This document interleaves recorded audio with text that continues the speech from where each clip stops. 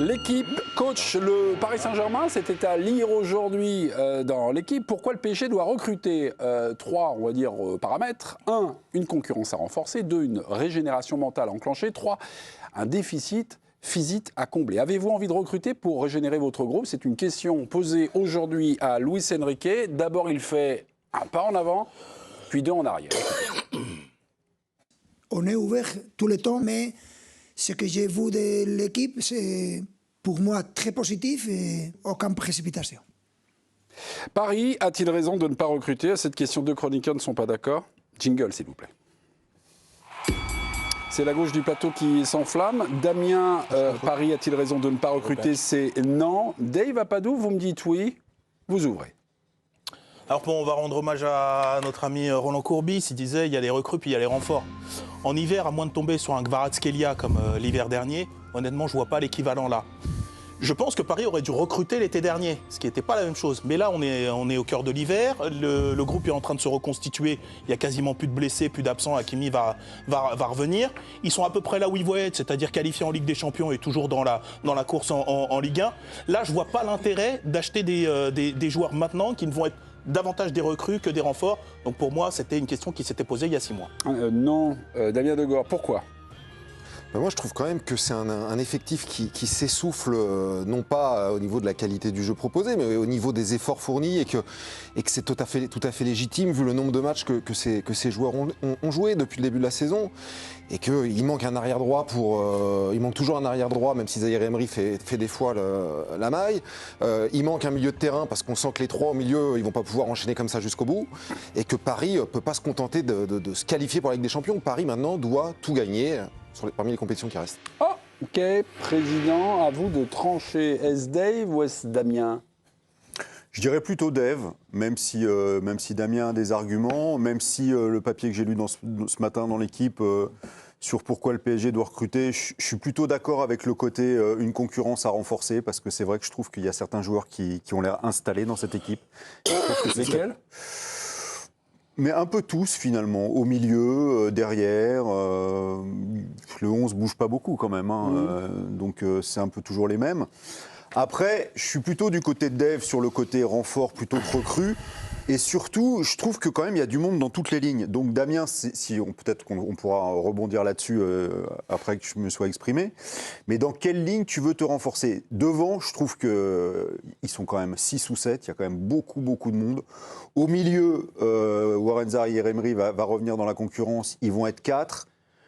Je ne vois pas comment un 5e pourrait être au niveau de ces 4-là. Et derrière, tu as pris Zabarni. Si tu prends un défenseur central, tu flingues Zabarni, en gros. Juste pour répondre à Régis, moi je pense que tu dois prendre un latéral droit parce que Zaïre Emery ne va pas pouvoir enchaîner comme ça, soit latéral droit, soit au milieu de terrain. Et que je trouve que 4 pour 3 places au milieu, vu les échéances qui attendent le PSG, tout à fait, c'est pas beaucoup. Ouais, mais sauf que la doublure d'Hakimi, c'est pas un sujet de janvier 2006, c'était un sujet de l'été dernier, on est d'accord? Et qu'ils avaient dit, on fait de la place aux jeunes, et que en 1 Hakimi, en 2 Zaïre Emery et en 3 c'est Boli, c'est ça? Ou le petit Boli, ouais, du centre de formation. Donc si c'était la réflexion l'été dernier, je vois pas pourquoi elle aurait évolué dans un sens différent. Donc je vois pas de poste où vraiment... Parce que Hakimi s'est blessé. Il s'impose un... Président, j'ai un autre élément. Par rapport à... Vous avez gagné, hein. Non, mais... Généralement, c'est la petite goutte d'eau qui peut faire changer le président. Non, il fait du zèle. C'est un homme constant. Non, mais il y a quelque chose, j'ai l'impression qu'effectivement le PSG tourne pas à plein régime, etc. Mais j'ai l'impression que cette première partie de saison, au-delà du physique, des blessures, des absences, etc., ce qui est vrai, hein, d'où ma première réflexion, c'était l'été dernier qu'il fallait renforcer cette équipe. C'est qu'en fait, j'ai l'impression qu'ils ont passé 6 mois quand même à célébrer la précédente. C'est-à-dire que, bon, le championnat est le championnat, bon, ils savent un petit peu la marche qu'ils ont, mais tu es dans les super coupes, c'est un peu le gain de la saison passée. Le ballon d'or de Dembélé. Voilà, les trophées individuels, ballon d'or, Hakimi et Dembélé, etc. C'est l'appareil un peu du ruissellement de la saison dernière. On est un peu dans la célébration et les conséquences de la saison dernière. J'ai l'impression que maintenant, ils basculent, en fait, dans la vraie saison, celle qui les intéresse, c'est-à-dire celle où tu vas être en conquête. Et moi, je pense que ça change quand même beaucoup de choses. Et à ce moment-là, ils sont en train de se reconstituer au niveau de l'intégralité du groupe et de sa force et de sa forme. On voit que, par exemple, Dembélé, honnêtement, il est en train de retrouver des cannes. C'est quelqu'un que je n'avais pas vu comme ça pendant 6 mois. Dembélé Dembélé. Moi, je suis pas d'accord avec Dembélé, là, il est pas. Parler des autres, mais je suis pas d'accord avec ça. Bon, Dembélé, tu le trouves pas? Non, par rapport à ta célébration, enfin à ton analyse sur la célébration, pour moi, c'est pas ça. C'est pas ils ont célébré les titres jusqu'à l'automne et au début de l'hiver. Mais non, mais pour moi, ils ont pas eu de vacances, qu'ils ont fait la J'ai Coupe dit du que ça en Monde des faisait clubs. partie. Oui, mais c'est pas la célébration. Non, mais mentalement, c'est qu'à un moment donné, les mecs, ils sont aussi forts soient-ils avec le ballon comme Vitinha, Joao Neves ou Fabien Ruiz. C'est des hommes. Ça t'a pas frappé que les seuls rendez-vous où ils ont été bons, c'est en Ligue des Champions? C'est-à-dire ceux qui les intéressent vraiment? Ouais, ils ont toujours été bons en Ligue des Champions. Attends, allez, 4 fois sur 6, Mais honnêtement, ils ont été bons, voire sur ce très très bons. chemin-là. Moi, je suis pas d'accord avec ça. On peut pas commencer sur ce chemin-là à dire ils commencent à choisir leur match ou leur célébration. C'est pas vrai. Première partie Je pense- de saison. Non. Je pense que où je suis entièrement d'accord avec toi, c'est le basculement. Le basculement, il a lieu maintenant. Effectivement, c'est vrai. Là, on rentre dans la saison habituelle du Paris Saint-Germain, et je trouve que l'élimination, même si ça représente 3 ou 4 matchs de la Coupe de France, c'est quelque chose pour moi de très positif. Moi, je suis aussi déçu. Tu vois, la façon dont Damien dit, ils ne seront pas capables de refaire les mêmes efforts. Mais qu'est-ce que vous me dites là? Ils seront capables de faire tous les efforts qu'il faut pour pouvoir aller jusqu'au bout et gagner la Ligue des Champions. Mais j'ai pas le doute là-dessus. Moi, c'est la seule chose dans le papier qui m'a énervé, c'est de pouvoir lire que des joueurs sont installés, que moralement... Mais qu'est-ce que ça veut dire, ça? Qu'est-ce que ça veut dire? Parce que tout d'un coup, des joueurs ont un rendement qui est un petit peu moins bien. On dit, ouais, ils n'assurent pas ils n'ont pas envie de courir, enfin, de ils concurrence, sont- etc. Mais de quoi on parle, là? Attendez, les gars. Là, vous êtes en train... Alors, c'est sûr, c'est une conséquence d'une première partie de saison qui a été, et je te rejoins, les blessures. Mais là, maintenant, on est dans le vrai sujet. Là, on est dans le vrai sujet. Et le vrai sujet, moi, je reste persuadé que les joueurs qui vont être titulaires, tous ceux dont vous avez parlé, Dembélé y compris, vont être au top du top. Et là, on va tirer tous une langue comme ça, parce qu'on va se régaler. Donc recrutement ou pas recrutement? Pas recrutement, moi. En Pas du tout. 2026, Pas du tout. 3 matchs. En 2026, il y a eu 3 matchs. Paris a semblé avoir moins de matchs sur ses adversaires. Conférence de presse de Luis Enrique, donc aujourd'hui. On est à la veille du PSG Lille. Journaliste à l'AFP, question de Baptiste Bécard. Est-ce un match charnière pour évacuer les doutes? Une question qui a bien plu à Luis Enrique. S'il y a des doutes sur notre équipe, apaga y vámonos, se dice en espagnol. No sé cómo se dice en francés.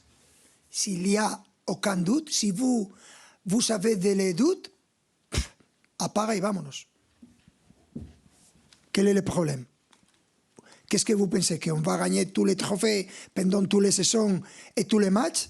Ce ne marche comme ça, le football.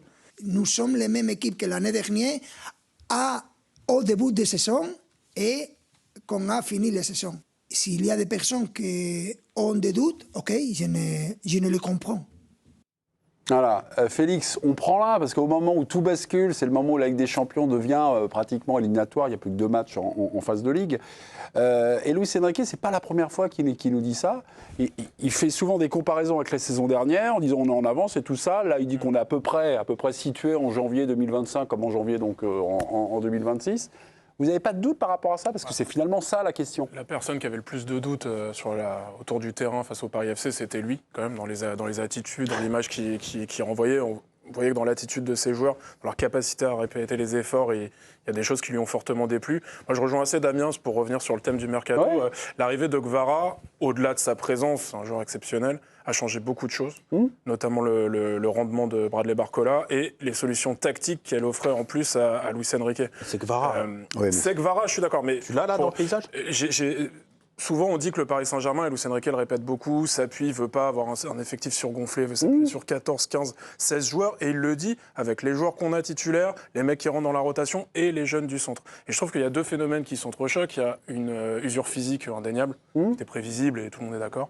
Et il y a une adaptation des adversaires qui, elle aussi, est normale. C'est-à-dire que ça fait 1 an et demi, un peu plus d'1 an et demi, 2 ans que la méthode Luis Enrique est là, et que le fait que le rendement physique, de manière normale, soit moins performant, les adversaires trouvent des solutions. Stéphane Gilly l'a montré, c'est pas le seul cette saison. Et dans cette optique-là, je trouve qu'il y a des joueurs, Warren Zaïre-Emery parfois, Seny Mayoulou également, qui sont moins impactants, pas assez impactants pour moi, pour rentrer dans cette rotation de 15-16 mecs qui sont des valeurs sûres pour Luis Enrique pour, entre guillemets, aller se balader sur tous les terrains. Donc dans ce sens-là, je suis moyennement d'accord avec Dave. Effectivement, tu tapes pas dans un mur et il y a Dick Vara qui tombe. Je suis d'accord avec ça. En revanche, tu peux avoir des joueurs de complément qui vont te permettre de reposer les gars et de les maintenir une sorte d'émulsion dans le groupe. Donc qui vont chasser les jeunes, alors qui vont chasser Mayoulou, qui vont chasser Mbaye. Qui vont pas les chasser. Qui vont les faire descendre d'un cran. Oui, mais quand je lis, oui, mais il y aura le retour d'Mbaye de la CAN, avec toutes les qualités qu'a ce garçon, et franchement, elles sont exceptionnelles.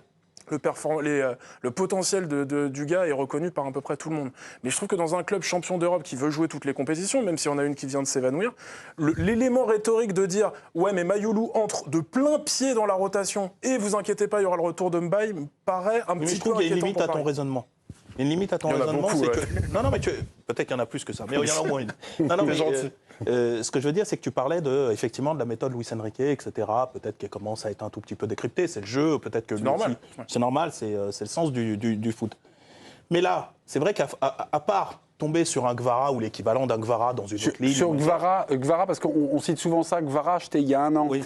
J'ai relu 2-3 petites choses, parce que c'est vrai qu'ils ont fait un super coup. Mais Guevara, c'est pas, on va dire, un coup du mercato de janvier. Ils étaient déjà sur le géorgien depuis mai. Mai dernier, 8 mois avant, il y avait déjà... C'est un super coup à 70 millions. Non, tous les clubs d'Europe ont pas. Non, mais c'est un super coup. Mais si on pense que... Non, ce qui veut dire que Paris, quand ils cochent Vara, ils l'ont déjà listé depuis 8 mois. Mais tout le monde est dessus. Non, mais ce que je veux dire, je finis là-dessus. À moins de choper l'équivalent, même dans une autre ligne, admettons. Donc un joueur XXL++, bref, tout ce que tu veux.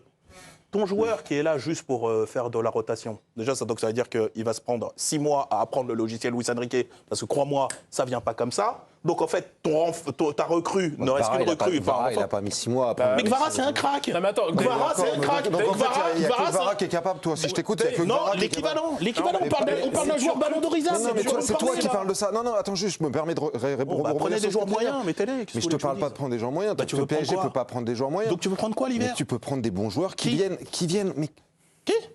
J'en sais rien. Ruben Neves. Non, mais tu me demandes comme ça, j'ai pas réfléchi. Mais je suis pas directeur sportif du PSG. Moi, la question, c'est pas. T'as changé. Je suis plus. C'est vrai. Voilà. La question, c'est pas de savoir si Paris doit prendre un joueur qui va le faire passer, qui va lui faire passer un cap, ou si c'est Paris va prendre des joueurs qui va lui permettre de gagner des matchs en Ligue 1 et de faire souffler des joueurs qui vont te faire gagner des matchs en Ligue des Champions.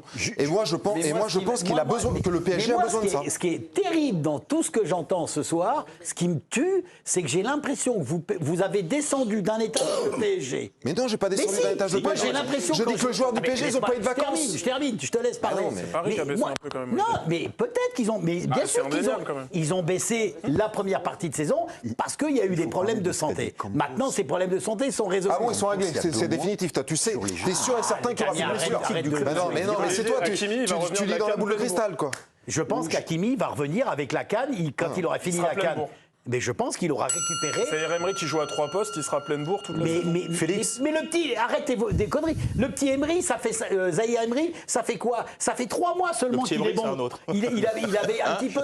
Non, mais il avait sombré la saison dernière. Là, il est en train de revenir. Hakimi, il a eu son temps de récupération. Il commence à faire des matchs intéressants avec la CAN. Tu vois, il va le terminer dimanche. Et ensuite, il va revenir. Mais bon sang de bonsoir, arrêtez de me dire que le milieu de terrain commence à s'endormir. Bon sang. Mais j'ai jamais dit ça. J'ai pas dit ça. On va chercher un latéral. Mais non, j'ai pas dit ça. Ça dort, ça roupille. Mais non, ça roupille pas, mais vous rigolez ou quoi? Ruiz, c'est plus Ruiz. Si le PSG va chercher un latéral droit plus, pas plus, de métier, avec une vraie qualité de tir, avec une vraie capacité de gestion, pour faire. Est-ce que tu ne penses pas déjà qu'il pourrait donner 2-3 solutions en plus et que Zahir Emery, du coup, délesté de cette espèce de truc de doublure dans lequel il n'a jamais été à l'aise et il le reconnaît à demi-mot, pourrait se concentrer sur cette rotation qui doit assumer au milieu de terrain. C'est le principe de construction. Moi, Enrique a répondu à cette question par rapport à la doublure d'Hakimi. Le truc d'Hakimi, c'est qu'il attend pas un latéral droit. Il attend quelqu'un qui est même capable de jouer milieu, etc. C'est d'ailleurs pour ça que sa doublure, c'est Warren Zahir Emery. Donc il est quand même sur le flanc droit, Hakimi. Oui, il est très haut, il est mais sur le sur le flanc droit, flanc mais c'est des histoires de zone. Là, tu vas Zaïre prendre. Emery est quand même Donc plus là, à tu vas l'aise prendre un ailleurs. vrai latéral qui, évidemment, va absolument rien comprendre à ce que va lui demander Luis Enrique parce que c'est complètement autre chose. Juste, Vous prenez des joueurs moyens. Virginie a un écho à vous donner demain Paris Saint-Germain-Lille.